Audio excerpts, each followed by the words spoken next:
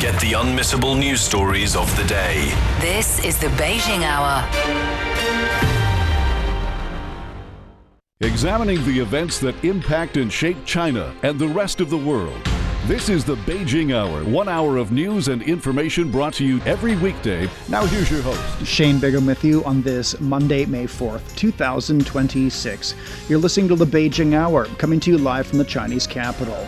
On today's program, China's erected a monument for the Cairo Declaration that affirmed the return of stolen Chinese land at the end of World War II. Millions of Chinese travelers who've been enjoying immersive tourism experiences over the May Day holiday are starting to head home. The U.S. says it'll guide shipping vessels through the Strait of Hormuz, but Iran's warned Washington to stay away from the waterway. In business, this year's Canton Fairs attracted a sharp increase in foreign business and trade delegations. In sports, China and France have gone head-to-head for badminton's Thomas Cup title.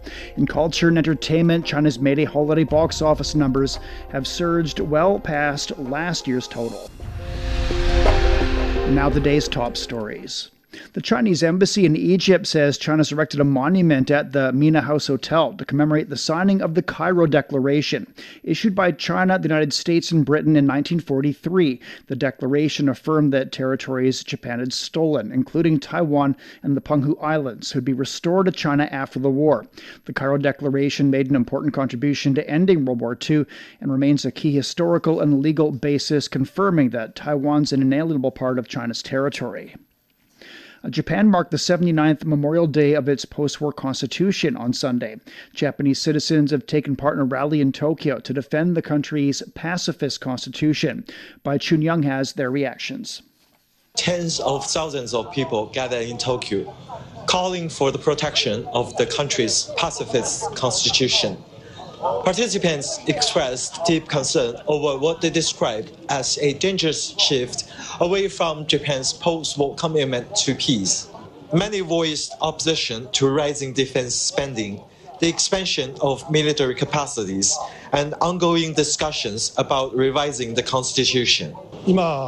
There is absolutely no need to revise the Constitution now. I believe the Takaichi administration is aiming to amend Article 9 of the Constitution by explicitly recognizing the self-defense forces and promoting military expansion. Such actions would only heighten international tensions, especially with neighboring countries in Asia, and increase the risk of war. For these reasons, I strongly oppose any move toward constitutional revision. Under Article 9, Japan has, at least in principle, maintained its identity as a peaceful nation. It upheld a ban on exporting lethal weapons, an extension of the post-war commitment that Japan must never again go to war. These long-standing principles are now being fundamentally eroded. I believe the push to allow weapon exports is part of a broader shift. The Takaichi administration is steering the country toward a path that enables war. This is something we must absolutely not accept. I hope the Takaichi administration steps down as soon as possible. Its push toward military expansion is deeply regrettable and should never have happened. I strongly call for its resignation and for an immediate halt to militarization. At a time when many children are still living in poverty, I hope they would stop allocating large sums of public funds to military spending. I urge the government not to use taxpayers' money for military expansion. That was a report from Tokyo on the call for peaceful development. It's been 80 years since the Tokyo trials. The tribunal convicted 25 Japanese Class A war criminals. And on this anniversary, global media and research institutions are reflecting on the legacy of the trials and warning against the resurgence of Japanese militarism. Russia's TASS news agency said Japan's military expansion proves persistent militarism. Other Russian outlets spotlighted Japan's biological warfare in northeast China and the massacre in Nanjing. The Week in Britain reported that Prime Minister Sanai Takaichi is ending Japan's pacifist constitution by lifting lethal weapons export bans. The Philippines Asian Century Journal cited global concerns over Japan's World War II atrocities and resurgent militarism. The Nanjing Massacre in 1937 is the most infamous atrocity Japanese troops committed during their invasion of China. In just 6 weeks, Japanese forces killed over 300,000 Chinese civilians and unarmed soldiers.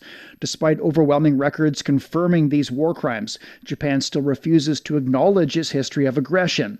Jeff Moody examines the lasting impact of that traumatic period.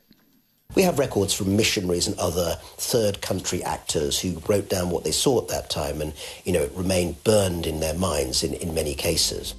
Those records are here in the Nanjing Museum, along with the Wall of the Dead, names etched in stone. Here too, the pictures of those who somehow escaped, who lived through it, but carried the horror with them forever. A horror not acknowledged by Japan. So it is very personal, and not just for me, but really millions and millions of people have experienced family members being lost in Nanjing and elsewhere because of Japanese aggression, which they don't even acknowledge today. In its own history books, in its own museums, doesn't even recognize that these historic events took place at their own hands. Without that apology, healing is hard. The rape of Nanjing, as it's known, ended as quickly as it began, a little over 6 weeks. Japanese troops called away to fight elsewhere. They left behind a city destroyed, its people brutally murdered, and China nursing a wound that its people will carry in their collective psyche for generations to come. That was Jeff Moody reporting. During World War II, Japan forced hundreds of thousands of Korean laborers to support Japanese war efforts across Asia. Decades on, their suffering remains a source of deep historical trauma and ongoing dispute. Shane Ham reports from Busan. Tucked into a corner of a train station plaza in Seoul stands a 2-meter-tall statue. It serves as a quiet reminder of a painful chapter in the nation's history. During World War II, this station was one of the gathering points where Korean laborers were assembled before being sent to Japan, forced to work under harsh and dangerous conditions. According to historical records, up to roughly 1 million Koreans were mobilized for forced labor under Japan's wartime policies, sent to mines, factories, and military sites across Japan and its occupied territories. Many of those sent away never returned. Others came home injured, sick, or permanently disabled, often without pay, records, or recognition. Today, many of those stories are preserved at the National Memorial Museum of Forced Mobilization under Japanese occupation, located in the southern coastal city of Busan. It's heartbreaking every time I come here. I can't even imagine what it would have been like to live in that era and go through something like that. It really hurts to think about it. And it makes me feel that we need to make sure something like this never happens again. For many of the surviving family members, like Mr. Lee Chul-kwon, the pain is deeply personal. My father worked deep underground in coal mines, going down hundreds of meters every day and coming back up. All of his wages were taken and deposited into a post office account there. But when he finally returned home, he came back with nothing, no money at all, just his body. And the damage wasn't limited to lost pay. Years of brutal labor left many survivors with chronic illness and injuries that followed them for the rest of their lives. To this day, questions of accountability and responsibility remain unresolved. Japan maintains that compensation for victims was settled under a 1965 treaty normalizing diplomatic ties with the Republic of Korea. However, the ROK's Supreme Court has ruled otherwise. 1965년에 한일 국교 정상화 때 Under the treaty that normalized the relations, the state's right to diplomatic protection was settled, but individual claims were not extinguished. They remain valid. This applies not only to South Korea, but to China as well. Based on this principle, the Supreme Court has ruled that individual victims are entitled to compensation in the form of damages. However, the reality is that the Japanese government and Japanese companies have refused to comply with the ruling. Activists say the issue isn't simply about compensation, but about how history is remembered. 일본 사회를 위해서 가장 필요한 일이라고 생각합니다. If Japan truly wants to move forward as a peaceful nation, it must confront and reflect deeply on its past and resolve this issue. The biggest problem is that history continues to be distorted, and the reality of Japan's war of aggression is still being denied. More than 8 decades later, the issue goes beyond compensation for victims and their family members.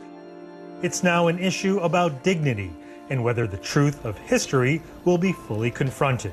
That was Shaneham reporting. And coming up, travel numbers are peaking in China as the Labor Day holiday is wrapping up.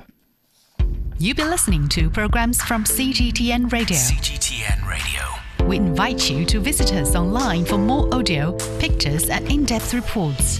At radio.cgtn.com, you can access a wide range of programs and find your favorite news, talk, features, entertainment shows, and podcasts. Hear the difference with CGTN Radio.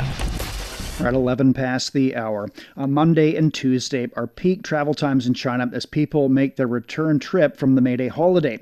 Railway authorities are expecting more than 20 million passenger trips on Monday, while highways nationwide will see over 60 million trips. For those not making their way home just yet, there are many cultural events to enjoy. In Beijing, theaters are staging musicals and plays. In Fujian province, immersive shows are ongoing at historic streets where visitors can follow the plot and feel as if they've traveled back 100 years.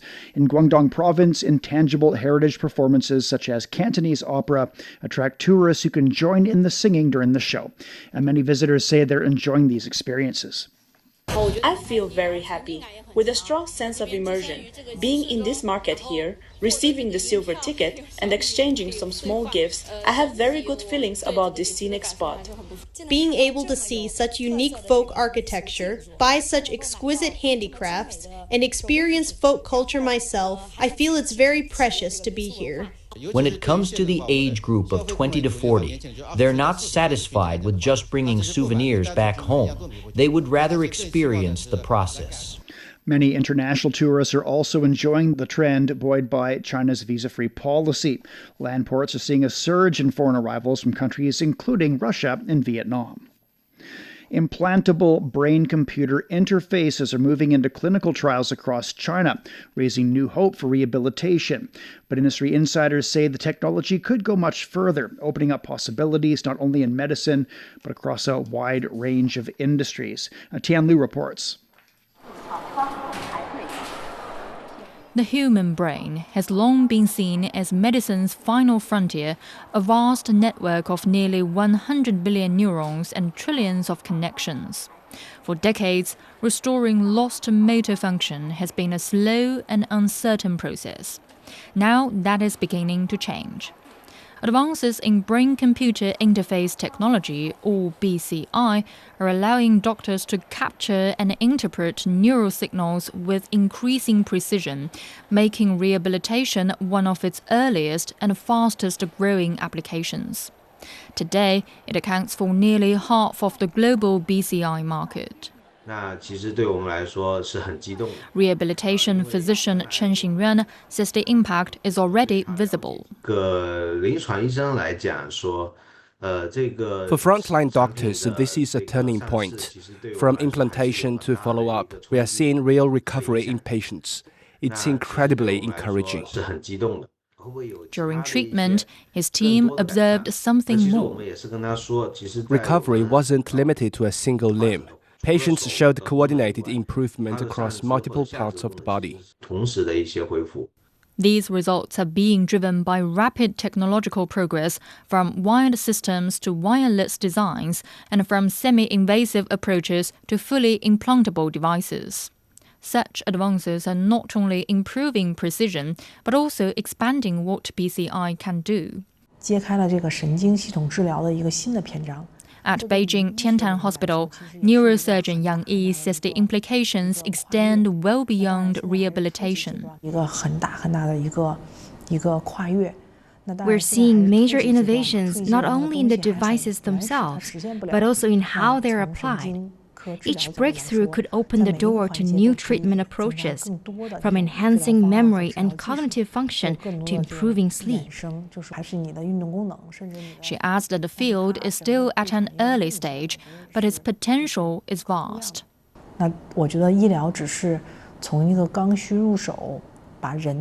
Right now, BCI is focused on urgent medical needs, but far broader possibilities lie ahead. What we are seeing now is just the beginning.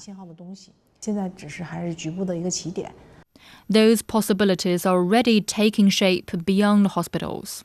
In China, BCI technologies are being explored in education, helping track attention and improve learning outcomes. In entertainment, enabling more immersive human-machine interaction.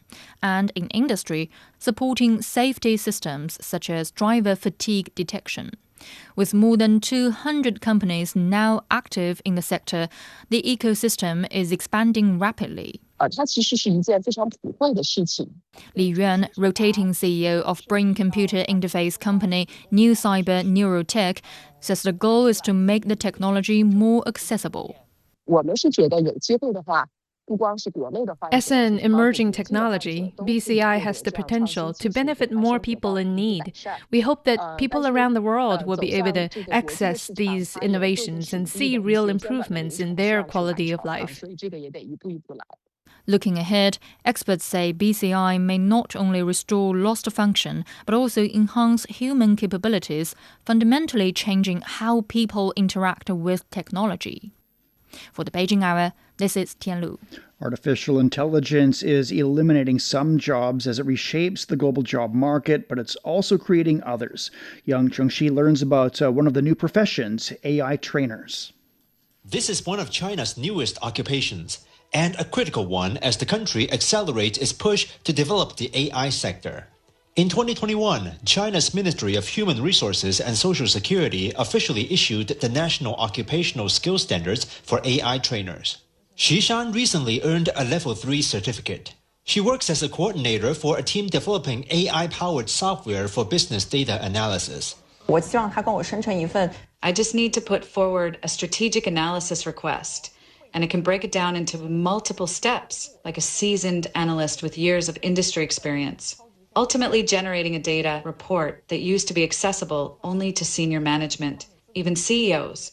As you can imagine, data accuracy is the lifeline of these AI-generated reports. She said she works closely with a team of programmers to train the underlying models. When you're building a product like this, you have to understand the brain behind it. Earning the certificate gave me a much clearer grasp of AI logic and accuracy.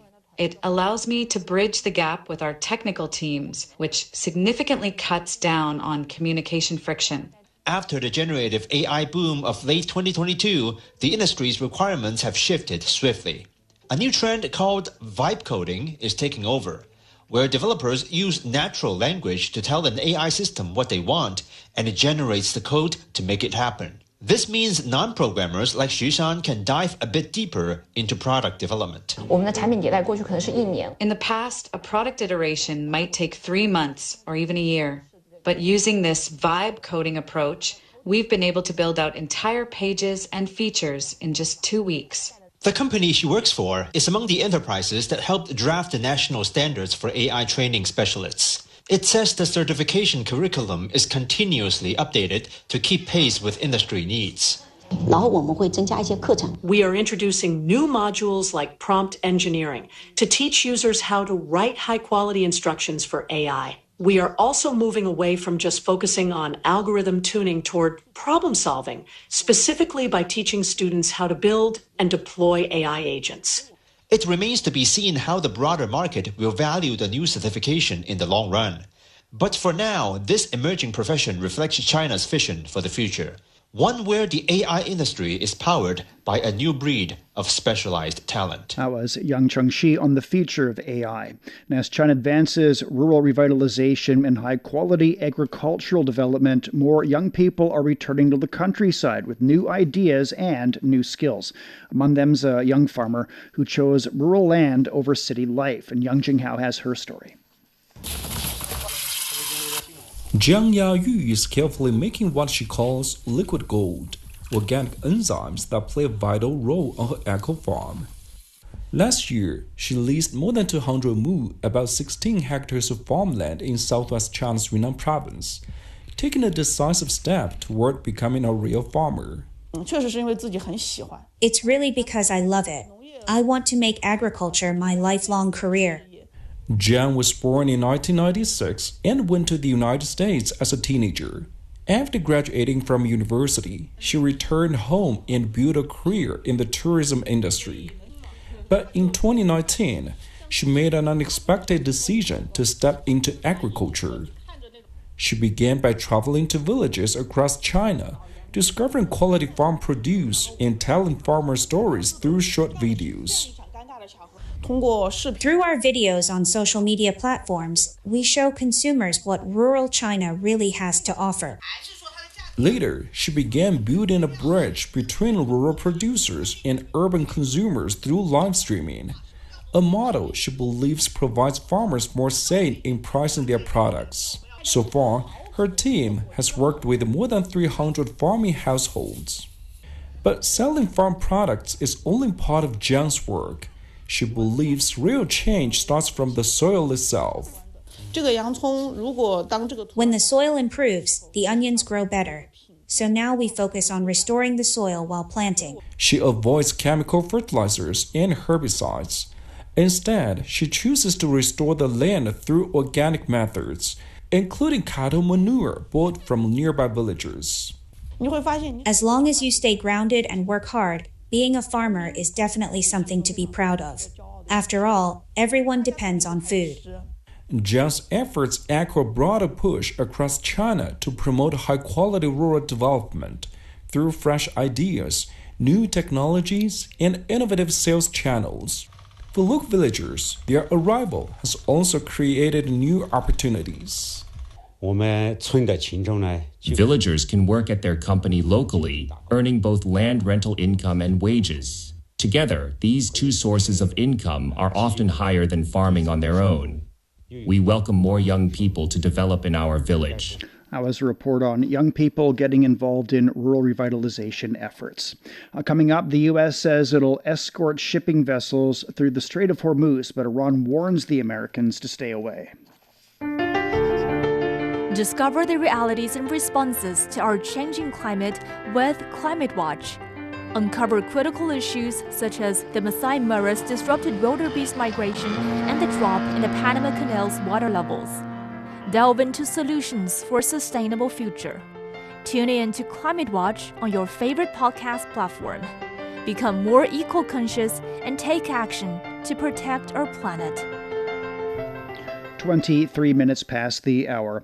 U.S. President Donald Trump says the United States is guiding ships out of the Strait of Hormuz starting Monday. He called the operation a humanitarian gesture and warned of a forcible response against any interference.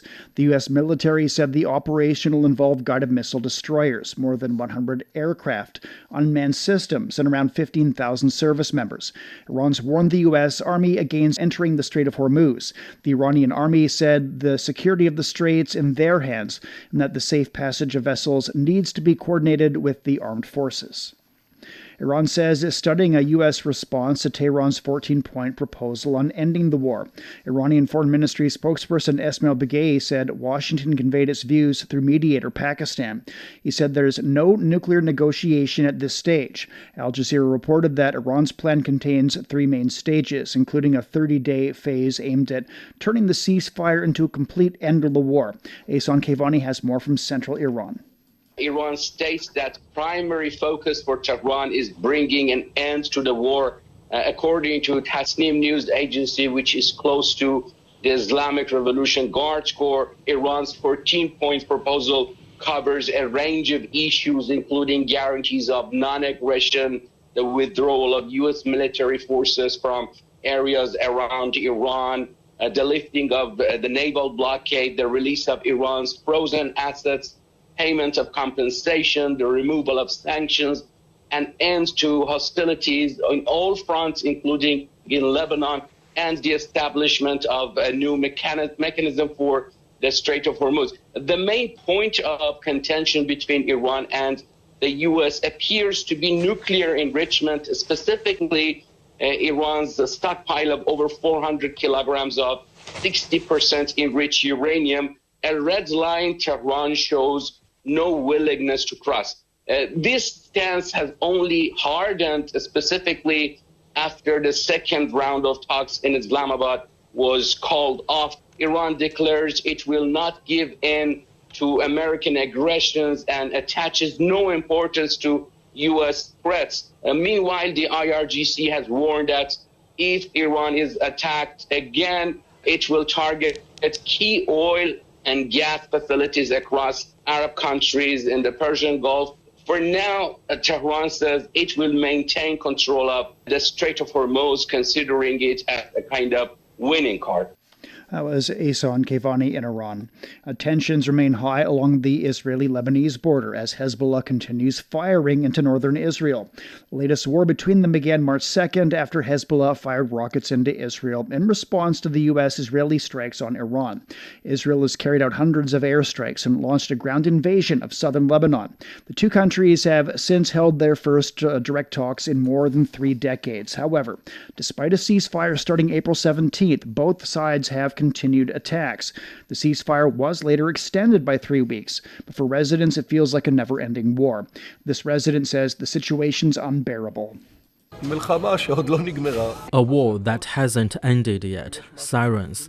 If there's something unbearable, it's the batteries of our firing, the interceptions that are launched 2 meters from the house. You can never get used to that noise.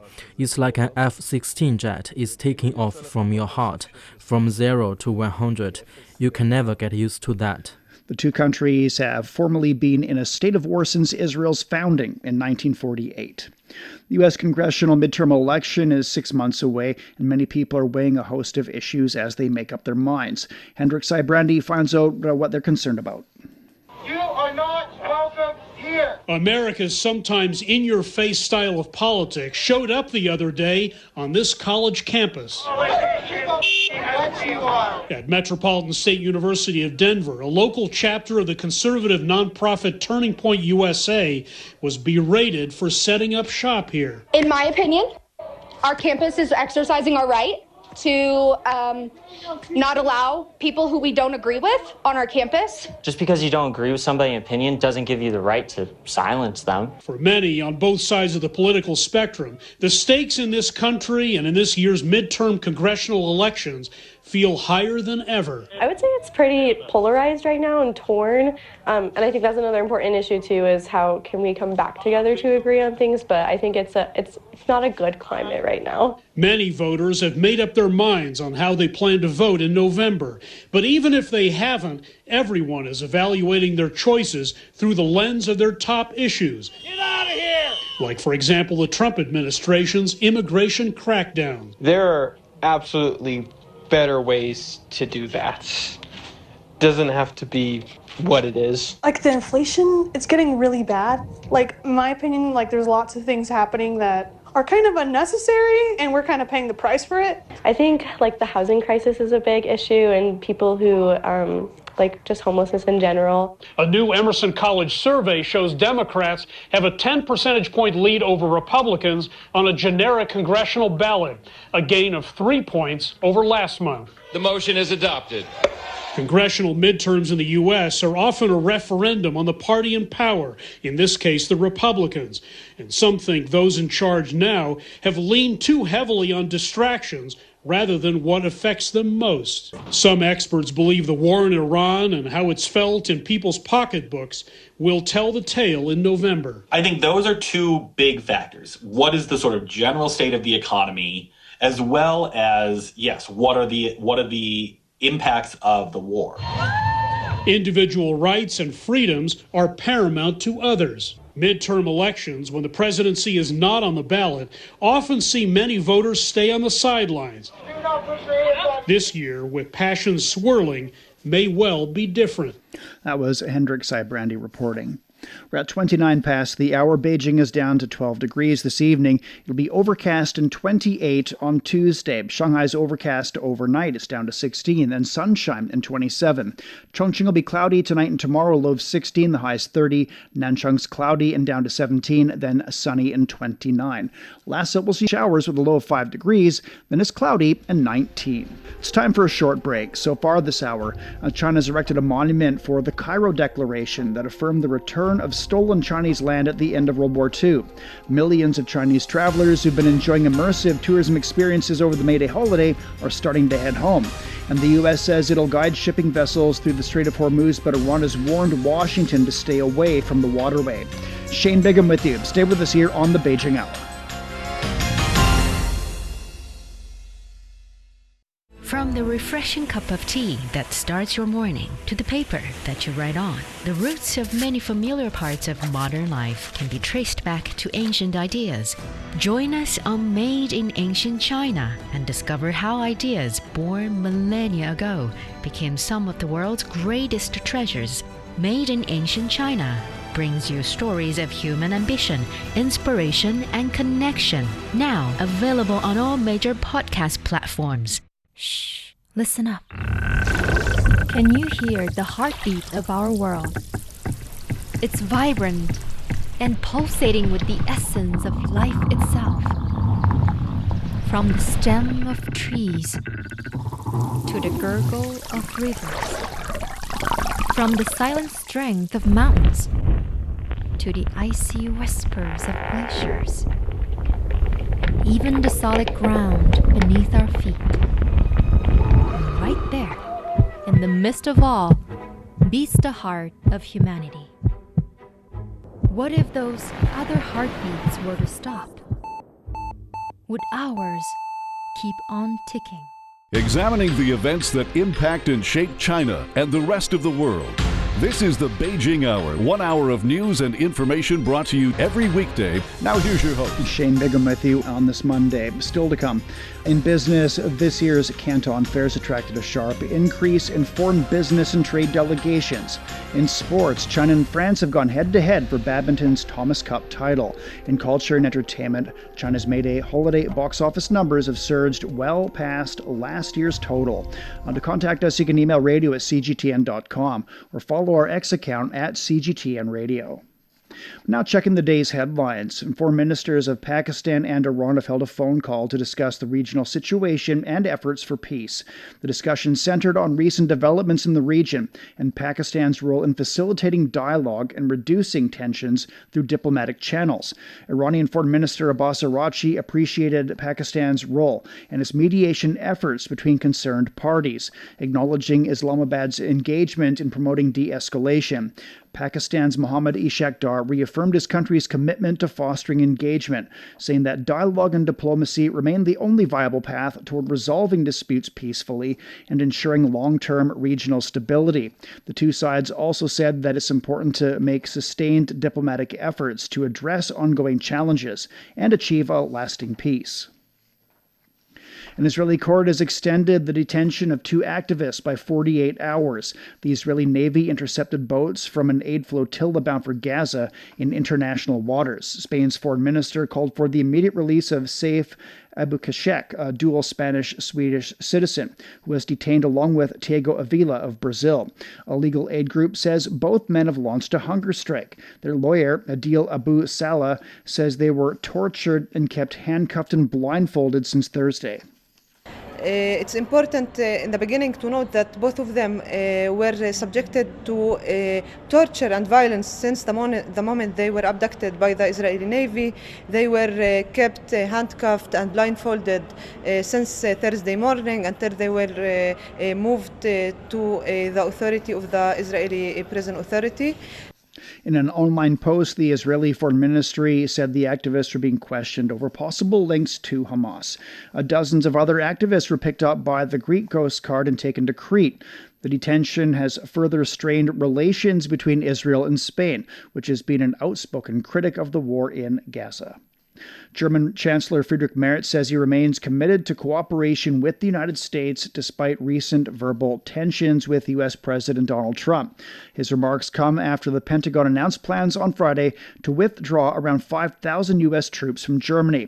The decision follows criticism from Merz, who recently described Washington's military approach toward Iran as planless and said the United States has been humiliated by the Iranian leadership. Britain is set to begin talks to join the European Union's $100 billion loan to Ukraine. The government said on Sunday that the funds would help Kyiv purchase vital military equipment as it defends against Russia. The loan is set to cover 2/3 of Ukraine's needs for the next 2 years. The government said the deal could also benefit British defense businesses. The Trump administration is pushing Europe to take more responsibility for its own defense. British Prime Minister Keir Starmer has called for stronger European defense integration to reduce NATO's over-reliance on the United States. Hard left leader Jean-Luc Mélenchon has announced he'll run in next year's French presidential election. The 74-year-old France Unbowed candidate made the announcement on Sunday. Mélenchon previously ran for president in 2012, 17, and 22, when he placed third behind Marine Le Pen and Emmanuel Macron. Police in the southern Chinese city of Guangzhou deployed futuristic technology to boost public safety during the May Day holiday. Their smart patrol lineup includes humanoid robots, drones, and self-balancing scooters. At a park on Arsha Island, a robot wearing a police vest walked alongside officers, performed martial arts moves, and delivered anti-fraud messages to the public. Li Shupeng with the Guangzhou Public Security Bureau says the robot helps to alert citizens about scams. With the robot accompanying us on patrol, citizens tend to linger around us longer and are more receptive to our anti-fraud messages. That makes them less vulnerable to scams. Officer Xie Xiaosan says self-balancing scooters, which can reach speeds of up to 20 kilometers per hour, allow them to quickly reach areas where cars cannot go. Motor vehicles are not allowed inside this park. If someone on the other side calls for assistance, we can get to them very quickly. We will carry emergency supplies and rescue items in the scooter, so if someone has fallen or been injured, we can provide on-site medical aid. Police also deployed drones for aerial patrols, monitoring crowd flow and traffic in real time to create a multi-layered security network. You're listening to the Beijing Hour. Coming up in business, this year's Canton Fairs attracted a sharp increase in foreign business and trade delegations. The Beijing Hour, your window on China and the rest of the world. 37 past the hour. Stock markets on the Chinese mainland are closed on Monday due to the Labor Day holiday. In Hong Kong, the Hang Seng Index gained over 1.2%. In Japan, the Nikkei gained nearly 0.4%. This year's Canton Fairs attracted over 150 overseas business and trade delegations, representing a yearly increase of nearly 17%. These overseas business organizations are leveraging the event to deepen connections and strengthen cooperation. At the third phase, AI-powered healthcare devices are taking center stage, drawing overseas buyers with integrated services from diagnosis to surgery and rehabilitation. The Intelligent Healthcare Zone features 170 exhibition booths, bringing together over 50 companies in the industry to showcase China's latest achievements in digital healthcare and intelligence services. The exhibition zones showcasing a lineup of innovative products spanning the entire healthcare service system, from disease screening and surgical treatment to functional rehabilitation. In the treatment sector, several AI-powered surgical robots are demonstrating remarkable precision in confined spaces, and intelligent bionic hands can interpret muscular signals. Fabio Galante is an Italian buyer. I think they have a good level of developing, because nowadays AI is very helpful. Robots are becoming something.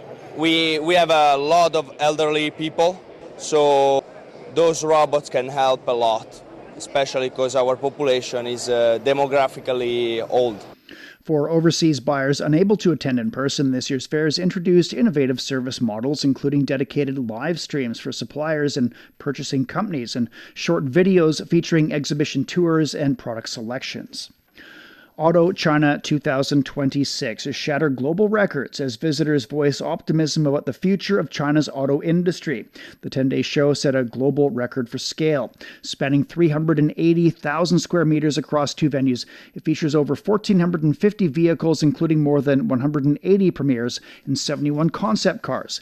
This year's auto show attracted nearly 1.3 million visits, including approximately 65,000 that were made by overseas attendees. Nearly 80% of the new models unveiled were NEVs, while Chinese independent brands accounted for 60% of the total. China's AutoLink presented a next-generation architecture for vehicle electronics, and at BYD's fast charging booth, an NEV charged from 20 to 97% in just 12 minutes. This year's auto show has also introduced car fans to new types of vehicles, from minimalist leisure cars with ultra-simple cockpits to cyber-style rugged pickup trucks. Organizers say future editions will place greater emphasis on enhancing the event's international reach, and efforts will be made to achieve brand and value extension across the entire automotive industrial chain. Young entrepreneurs across China are bringing their skills and enthusiasm to many different fields. Liu Yang visits Sichuan province to see how a local businessman is blending local culture and art with coffee. Every cup comes with a twist. The burning of the red cliffs is a bold Sichuan chili coffee, while green plum wine blends subtle sweetness with stories from the Three Kingdoms. Even the foam becomes a canvas. Baristas carefully etch Zhuge Liang's portrait, turning each drink into a miniature work of art. Standing in front of 2 cups of chili coffee, the founder Li Fei Yang invites me to give it a try. Well, I didn't expect to try this chili coffee, but here we go. Wow. You probably won't find this anywhere else. It's pretty spicy. Each drink blends local Sichuan flavors with history, turning a simple coffee into an interactive cultural experience. But in a way, that's exactly the point. For young entrepreneurs, inspiration comes from mixing the unexpected. Books, business ideas, even flavors. Inside the Chengdu Wuhou Shrine Museum, millions of visitors come for history, but many stay for something more immersive. A cup of coffee, a moment to pause. But Li's story didn't begin with coffee. He left his stable job to operate a bookstore in 2019. He also formed a youth business network supporting small and medium enterprises. Life is short. I want to do something meaningful, not just follow routines or repeat the same things every day. In 2023, he launched the coffee brands across cities and tourist sites. His model mixes culture with new consumption trends that now inspires young entrepreneurs. We use coffee to introduce Chinese culture, from flavors to visuals. Every detail helps people connect with the Three Kingdoms and Chengdu and take that culture further. And those ideas don't stop at coffee. On a blueberry farm outside the city, Li's working with growers, helping them reach new customers through digital tools and e-commerce. From books to business, a new generation of entrepreneurs in China is redefining how ideas are shared and experienced. And sometimes that meaning begins with a cup of coffee you never expected. That was Liu Yang reporting. The financial secretary of the Hong Kong Special Administrative Region government says Hong Kong's GDP growth in the first quarter of this year is expected to surpass the revised 4%, marking the fastest pace in 5 years. Paul Chan says the improvement is driven by stronger private spending, robust exports, and steady fixed investment. Tourism also remained robust, with visitor arrivals rising 17% on a yearly basis to over 14.3 million. Hong Kong's daily expenditures increased for 6 consecutive quarters. In the first 3 months, retail and catering-related spending rose 5.2%. Chan also says export value rose 32%, marking the 25th consecutive month of growth and the best quarterly performance in 5 years. Chan added that efforts must be made to accelerate the application of artificial intelligence across various sectors and strengthen talent training. Physical AI devices are quickly moving from the lab to the shop floor. And 2026 has been called the inaugural year of AI glasses. Aaron Liu shares his experiences of covering stories related to these devices. I bring the glasses with me, and I tried it when I interviewed the brand in Hangzhou. First impression, I think, is very lightweight and super light. It feels like normal glasses because I wear it for a very long time and no dizziness and very comfortable. Second, I think it fits people with the near-sighted and far-sighted eyes like me, and it can just directly adjust your diopters and no need to wear another glasses. Right now, you can use it in normal life. For me, I experienced a very different kind of the times like the hospitals and also museums and also your daily lives. And compared with smartphones, I think it's more comfortable because you don't need to pick the phone out and you don't even use your hands during when we're traveling around the places. So next, I think with the visual and hearing problems, people can also use it because you can guide the tour. And besides, I think another thing I learned is the open ecosystem, because tech lovers can and new ideas and new functions to the classes, and also that's why it's very popular along with the tech lovers at home and abroad. And next, the biggest highlight I think is the lightweight, like I mentioned earlier, because it drops from the 100 grams to just 49 grams. I think that means strength of China's super industrial chain and manufacturing capabilities. Next one, since last year, because the hardware and the software changed a lot, and users think it's comfortable and useful, and also becomes a new trend for smart wearables. I want to share with you some data because first is the number one. It's overseas, up to now, overseas the market have ranked number one in the global AI glasses market. And also another is just the 45 days. It's overseas crowdfunding hit $3.4 million and it's the shattering XR industry records. And next is tech bloggers and average users share their experience on the social medias, driving over 120 million users on global social platforms to share these glasses. Tech lovers can add their ideas and also new functions to the glasses, so they can use their imagination developing new ecosystems for them. I feel that enthusiasm about them, their own programs, and create new functions to the glasses. With the solid hardware and also software, this special operating model and the Chinese AI glasses have wide recognition around the world. That was Aaron Leo reporting. You're listening to the Beijing Hour, and coming up in sports, China and France have gone head-to-head for badminton's Thomas Cup title. Sideline Story brings you all things sports related. The hottest topics, latest events, juiciest stories, all with a very personal take. Subscribe to Sideline Story Podcast for heated sports discussions covering events that are happening in China and around the world. 47 past the hour. I'm turning to sports now. We begin with badminton. Defending champions China fought off a fierce challenge from France to claim a 3-1 victory and reclaim the Thomas Cup title. World champion Shi Yuqi fired China into an early lead, overcoming Crystal Popov in a thrilling 3-set battle. We were both thinking about winning the next point, and we were going neck and neck, so it really feels terrific that we were able to win the title in the end. Alex Lanier fought back for France, leveling the score 1-1 with a straight sets win over China's Li Shifeng. The third match turned into a grueling contest, with Wang Hongyang narrowly edging Toma Junior Popov to put China back into the lead. Then He Jiting and Ren Shengyu sealed the deal, defeating Aloy Adam and Leo Rossi in straight sets, clinching the decisive point and securing China's 12th Thomas Cup victory since 1982. Now turning to the World Aquatics Diving World Cup. China swept all 9 gold medals, with Chen Jia and Bai Yuming clinching the final 2 victories on Sunday. In the women's 3-meter springboard, Chen successfully defended her title, scoring 374.40 points, just 1.35 ahead of her teammate Chen Yiwen. Later, Bai Yuming surged ahead in the men's 10-meter platform, overcoming Mexico's Randall Willers-Valdez in a fierce battle. Meanwhile, Wang Zongyuan was crowned as the best male diver, and Zheng Linjing earned the title of best female diver at this year's World Cup.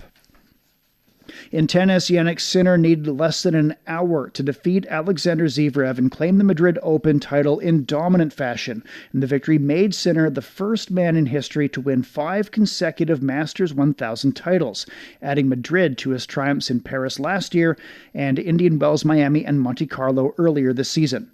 Yeah, I started very well the match, breaking straight away, but he was not playing his best tennis today. So I just tried to, get with the front foot ahead, and I'm very happy, obviously, about the level I'm playing. Incredible winning. Sinner didn't take a single break point against any opponent who's typically well suited to Madrid's clay conditions. The Italian showed his mastery by converting all 4 of his break points and winning a staggering 93% of points behind his first serve, keeping Zverev under constant pressure from the very start. In football, Inter Milan clinched its 21st Serie A title with 3 rounds to spare after securing a 2-0 victory over Parma. The home side controlled the game from the start but struggled to break down Parma's defense until stoppage time in the first half. They doubled their lead in the 80th minute. Elsewhere, AC Milan lost 2-0 to Sassuolo, while Juventus was held 1-1 at home by already relegated Hellas Verona. In other action, Bologna and Cagliari played to a goalless draw on Sunday. In the NBA, the Detroit Pistons emerged victorious over the Orlando Magic, 160-94 in Game 7, clinching their first playoff series win in 18 years. Cade Cunningham scored 32 points and dished out 12 assists, leading Detroit to a thrilling comeback. Playoff basketball is a lot of fun in itself because it's so intense, it's so much on the line. But, the Magic, credit to them, they pushed us, they, really made us take a look in the mirror, like I said. And I think we got a lot better from this series. I got a lot better. I learned a lot about myself, learned a lot about the team. So, I think this series really is going to set us up for, our next series, and I think we'll be a lot better for it. Detroit becomes just the 15th team in NBA history to overcome a 3-1 deficit in advance. Elsewhere, the Cleveland Cavaliers defeated the visiting Toronto Raptors 114-102 in Game 7 of their Eastern Conference first-round series. And Jarrett Allen was unstoppable, scoring 14 of his career playoff high, tying 22 points in the third quarter and hauling in 19 rebounds to lead the charge for the Cavaliers. Donovan Mitchell added 22 points, while James Harden contributed 18 and 6 rebounds as Cleveland surged to a commanding 94-72 lead early in the fourth quarter. Now, fourth-seeded Cleveland will face the top seed, Detroit, in a highly anticipated Eastern Conference semifinal showdown, a Game 1 scheduled for Tuesday in Detroit. In the CBA, the Guangdong Southern Tigers held off a late surge to defeat the Guangzhou Long Lions 90-80 in the first round of the playoffs, sealing the series 2-1 and punching their ticket into the quarterfinals. Guangdong carried an 11-point cushion into the final quarter, but the game suddenly tightened as Lyndall Wigginton caught fire, scoring 7 quick points to cut the gap to just 4 with 5 minutes remaining. Wei Yongxi then hit a crucial 3-pointer, and Xu Jie followed with a basket to put the game out of reach.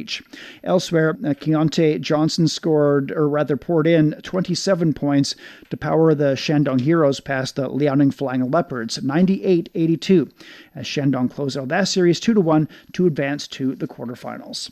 You're listening to the Beijing Hour. Coming up in culture and entertainment, China's May Day holiday box office numbers have surged well past last year's total. From north to south, east to west, people in China are chasing their dreams and leaving their mark. Want to know how they beat the odds and made a difference?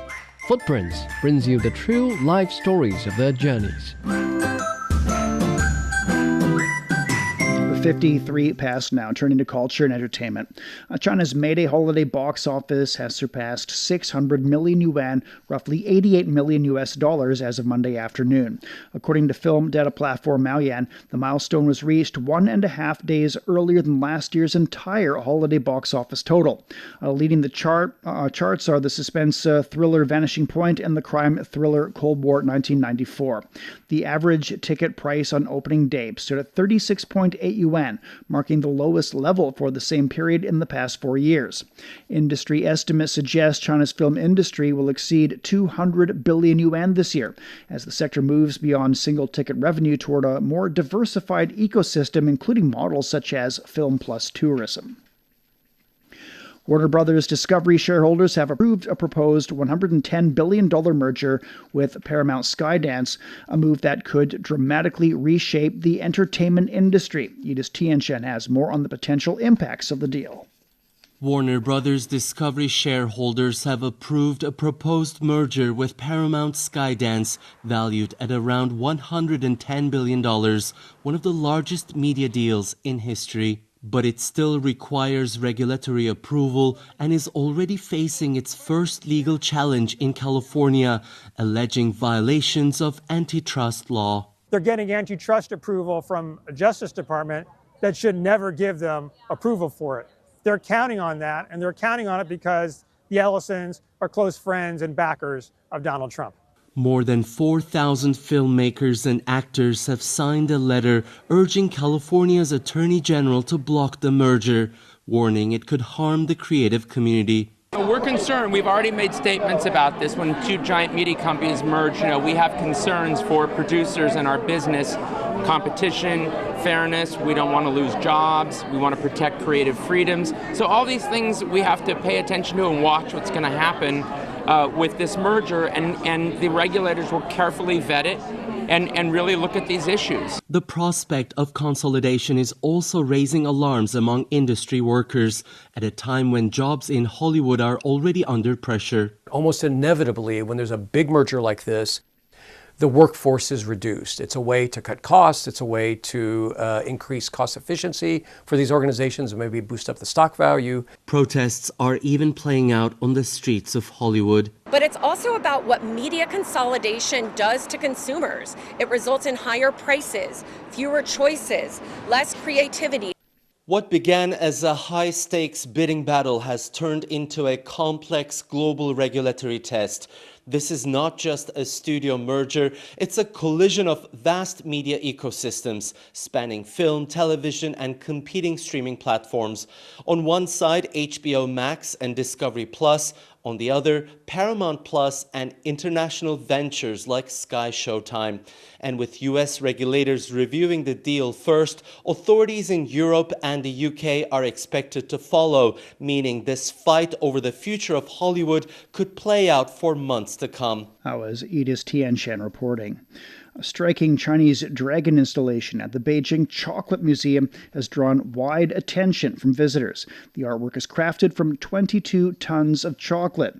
With its body embedded in the wall and its head bursting outward, the dragon conveys a powerful, soaring presence in a distinctly Chinese style.